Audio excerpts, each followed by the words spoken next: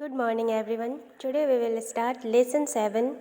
The bread means pavroti. There is also a part of grammar clauses, and we will know about it after finishing this chapter. So first we will know about new words. Arrange means व्यवस्था करना. Baker means नानबाई या bread सेकने वाला. Behave means व्यवहार करना. Chance means मौका या अवसर. कलेक्ट मीन्स इकट्ठा करना या जमा करना. कंस्ट्रक्ट मीन्स निर्माण करना या बनाना.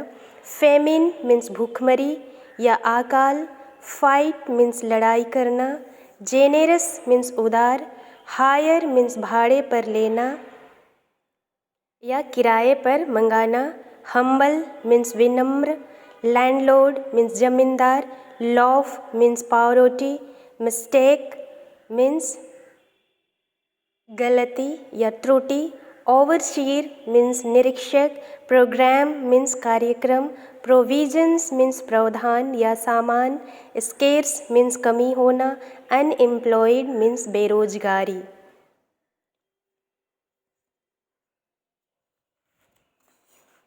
The bread means roti. So let's we start the lesson.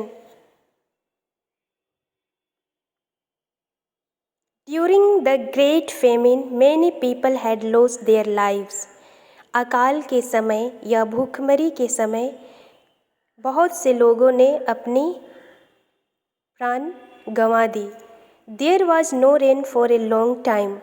बहुत लंबे समय से बारिश नहीं हुई थी. Food was scarce. भोजन की कमी हो गई थी. However, there were some rich people who did their best to help the poor people. फिर भी वहाँ कुछ अमीर लोग थे जिन्होंने लोगों की अच्छी मदद की. Ambika Prasad of Sitapur was one of the richest and most generous landlord in that village. Sitapur के अंबिका प्रसाद भी उस गांव के धनियों में से एक बहुत ही उदार जमींदार थे. He arranged a food for work program and appointed some overseer who collected the poor unemployed men and gave them work to construct a new roads in the village. उसने एक भोजन देने के कार्यक्रम के रूप में एक योजना बनाई और उसमें कुछ निरीक्षकों को नियुक्त किया और उनको काम दिया कि गरीब और बेरोजगार लोगों को इकट्ठा करे और उन्हें गांव में सड़क बनाने का काम दे.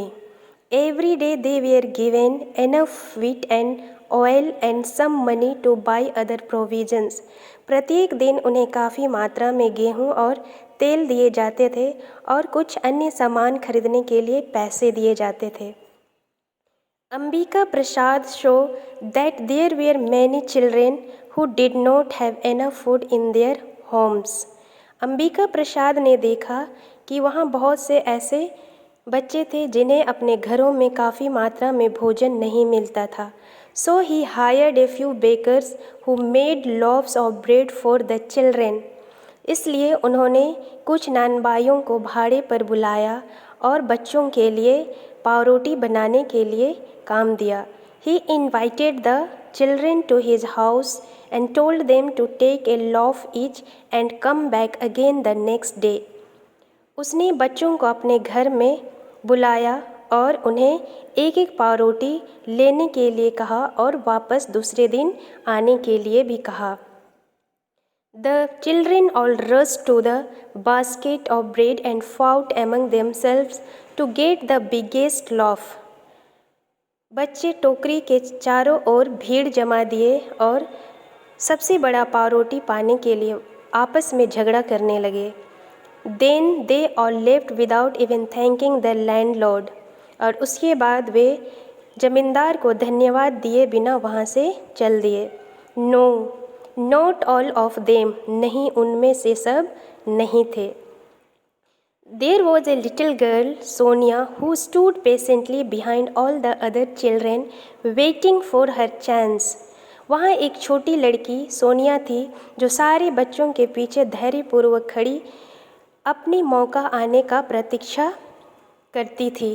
Finally, when all had left, she took the bread, the smallest, and turning to the landlord, smiled and thanked him before going home. और अंत में वह सबसे छोटा पाव रोटी उठाती और सीधा जमींदार के पास जाती और मुस्कुराकर उन्हें धन्यवाद देती थी उसके घर जाने से पहले.